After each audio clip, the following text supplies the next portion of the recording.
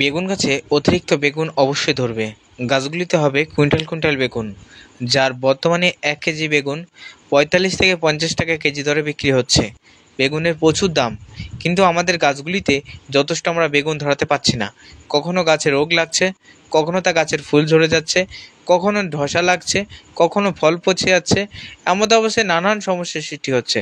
তাই বর্তমানে আপনি কিভাবে বেগুন গাছের পরিচর্যা করবেন বা যত্ন নেবেন, সেটা নিয়ে আজকের ভিডিওতে সুন্দরভাবে আলোচনা করব।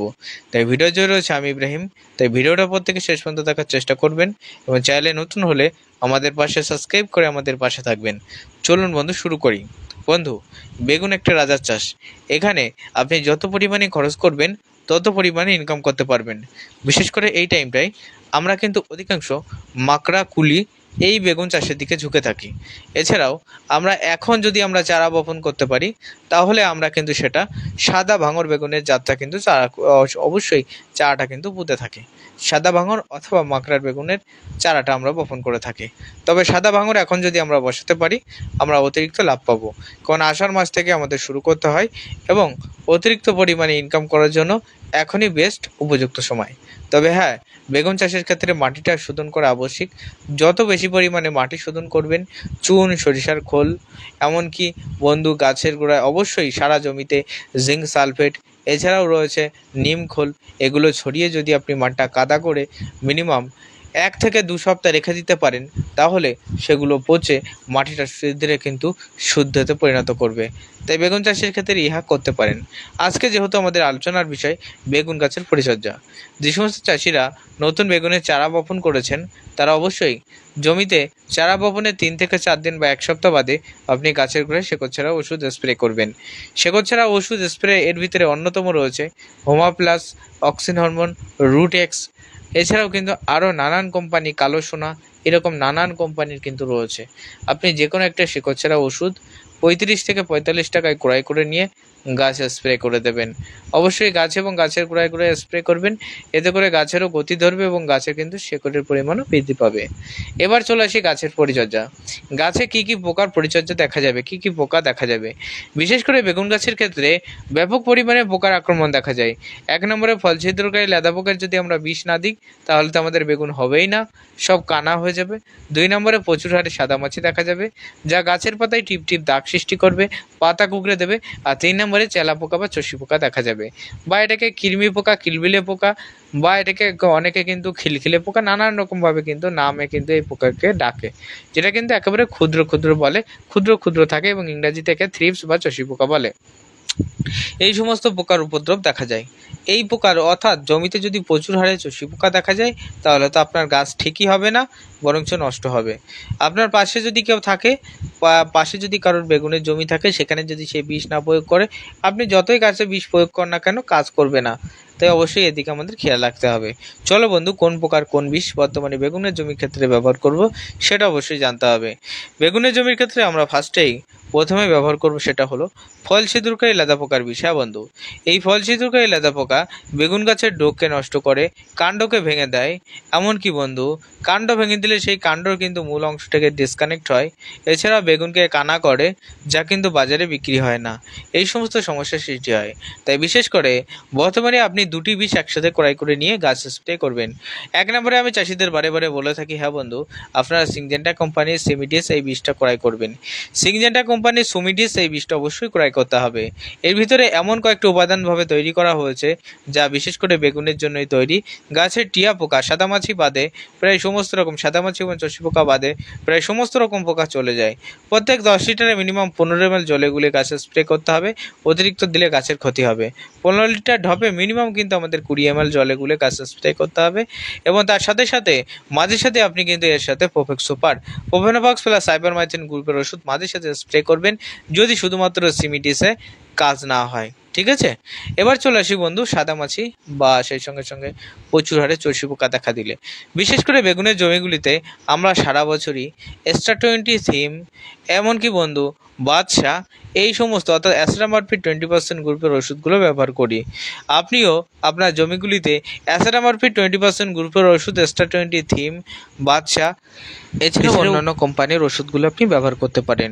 তবে পাউডার বীজগুলি আপনি বেশি ব্যবহার করবেন, যেটা বর্তমানে 80 টাকা করে 100 গ্রাম নিচ্ছে, সেই পাউডার বীজগুলোই বেশি ব্যবহার করবেন।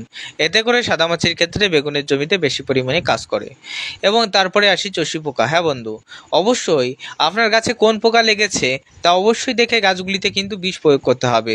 আমি বলছি না সমস্ত বিষ আপনি আপনার জমিতে প্রয়োগ করুন। হ্যাঁ বন্ধু, অনেকে বলতে পারেন দাদা এত টাকা কোথায় পাবো, সব তো বিষই যদি গাছে দিয়ে দিতে হয় তাহলে তো আমাদের ক্ষতি হবে। হ্যাঁ বন্ধু, আপনার গাছে কোন পোকা এসছে আগে দেখে নেবেন। আপনার গাছে ফল ছিদ্রকারী লেদা পোকা অবশ্যই আসবে, সাদামাছি অবশ্যই আসবে, চষি পোকা অবশ্যই আসবে।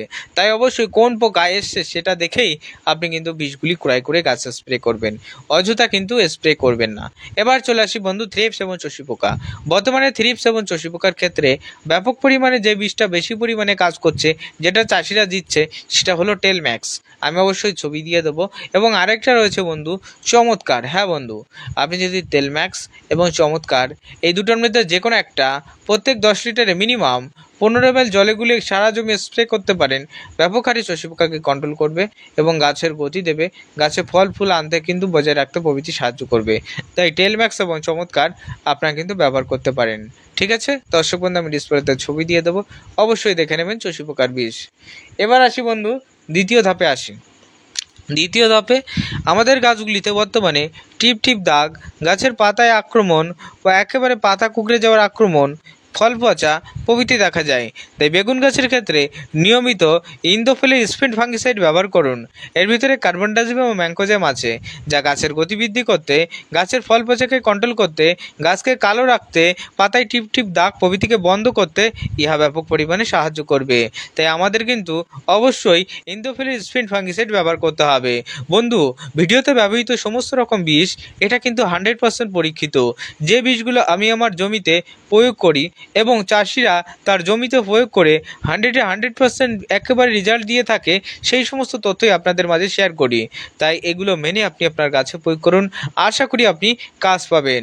এবার চলুন বন্ধু, তাহলে দ্বিতীয় ধাপের কথা আপনাদের জানিয়ে দিলাম। আর যদি অতিরিক্ত দেখা যায় তাহলে নেটিভো অবশ্যই স্প্রে করবেন। বর্তমানে পার 1 গ্রাম নেটিভো 8 টাকা করে কিন্তু নিচ্ছে। এমনকি বন্ধু এই 8 টাকা করে 1 গ্রাম নেটিভো কিন্তু আপনি কিন্তু দিতে পারেন। ব্যারেলে কিন্তু বর্তমানে আমাদের এখানে খরচ রয়েছে 40 থেকে 45 টাকা, তাই আপনারাও কিন্তু ব্যবহার করতে পারেন। এবার চলুন বন্ধু নেক্সট পরের ধাপে আমরা চলে আসি। পরের ধাপে আমাদের গাছের সার এবং অনুখাদ্যগুলি প্রয়োগ করতে হবে। অবশ্যই বিশেষ করে বেগুনের জমির ক্ষেত্রে সার এবং অনুখাদ্য দেওয়া আবশ্যক। আমরা যদি বেগুনের জমিতে অতিরিক্ত বর্ষায় রাসায়নিক সার ব্যবহার করে থাকি, এতে করে আমাদের গাছের গোড়া পচবে, গাছের ধসা লাগা যাবে, প্রভৃতি ক্ষেত্রে ব্যাপক সমস্যা সৃষ্টি হবে। তাই বিশেষ করে বর্ষাকালীন ক্ষেত্রে আপনার বেগুনের গাছের গোড়ায় রাসায়নিক সার দেবেন না বললেই চলে। এর পরিবর্তে আপনি আপনার জমিতে কার্বোফ্রন ছড়াবেন। কার্বোফ্রন গ্রুপের ডন 3G ফিউডন দানা এগুলো ছড়াবেন। এগুলো ছড়ালেও আপনার গাছের গতি দেবে, গাছ কালো হবে, ফুল ফল আসবে, গাছে রোগ পোকা কম দেখা যাবে। এবং গাছে অনুখাদ্য স্প্রে করবেন। এই অনুখাদ্যের ভিতরে অন্যতম রয়েছে, যেটা বেগুন গাছের ক্ষেত্রে ব্যাপক পরিমাণে প্রযোজ্য। 1 নম্বরে রয়েছে বায়োভিটা-এক্স, 2 নম্বরে রয়েছে অলউইন গোল্ড সুপার, 3 নম্বরে রয়েছে সাই পাওয়ার, 4 নম্বরে বন্ধু রয়েছে আরও বেস্ট আরও কিন্তু গুরুত্বপূর্ণ অনুখাদ্য, সেটা হলো ডলার। এগুলো আপনারা ব্যবহার করতে পারেন। এগুলো ব্যবহার করলে আপনি আপনার গাছের গতি বৃদ্ধি করতে পারবেন, গাছে অতিরিক্ত ফল ফুল আনতে পারবেন। কারণ এগুলোর ভিতরে রয়েছে নাইট্রোজেন, যা গাছের গতি বৃদ্ধি করে, এবং এর ভিতরে রয়েছে ফসফরাস, যা গাছের শেকড় মাত্রা বৃদ্ধি করতে সাহায্য করে, গাছের অঙ্গকোষের বিভাজন ঘটাতে সাহায্য করে। এর ভিতরে রয়েছে পটাশ, যা গাছে ফল ফুল আনতে সাহায্য করে। প্রভৃতি ক্ষেত্রে ব্যাপক পরিমাণে অনুখাদ্যগুলি কাজ করে, তাই অবশ্যই ব্যবহার করতে পারেন। এবং যারা ভাবছেন রাসায়নিক সার দেবেন, 10 কাঠা জমিতে 2 থেকে আড়াই কেজি রাসায়নিক সার, তার বেশি দেবেন না। তার বেশি দিলেই গাছের সমস্যা। তাই কম পরিমাণে যত পারবেন বেগুন, পটল প্রভৃতি জমির ক্ষেত্রে রাসায়নিক সার না দিয়ে চাষ করা বর্ষাকালীন ক্ষেত্রে ভালো। এতে করে আপনার গাছ সুস্থ সবল থাকবে, প্রভৃতি ক্ষেত্রে আপনি কিন্তু কাজ পেয়ে যাবেন। তাই বর্তমানে আপনি আপনার বেগুন গাছের কীভাবে পরিচর্যা করবেন সেটা নিয়ে আজকের ভিডিওতে সুন্দরভাবে আলোচনা করলাম। তাই ভিডিও ভালো লাগলে প্রত্যেকেই লাইক, কমেন্ট এবং শেয়ার করে আমাদের সাথে থাকবেন এবং চ্যানেলটি সাবস্ক্রাইব করে অবশ্যই আমাদের পাশে সর্বসময় আপনারা ভরসা দিয়ে যাবেন। আজকের ভিডিও এখানে শেষ করছি। প্রত্যেকে ভালো থাকবেন, সুস্থ থাকবেন। আর অবশ্যই যে কোনো ধরনের বীজ কিনতে আমাদের হোয়াটসঅ্যাপ নাম্বার 9093814580 এই নাম্বারে যোগাযোগ করুন। আমরা এই বীজগুলি আপনাদের বাড়িতে হোম ডেলিভারির মাধ্যমে আমরা প্রোভাইড করছি। যে কোনো ধরনের সবজির বীজ, যেমন রয়েছে বেগুন, করলা, টমেটো, ভেন্ডি, বাঁধাকপি, ফুলকপি, সিম প্রভৃতি ক্ষেত্রে নানান রকম শসা প্রভৃতি বীজ আমাদের কাছে অ্যাভেলেবেল পাবেন। তাই মেসেজ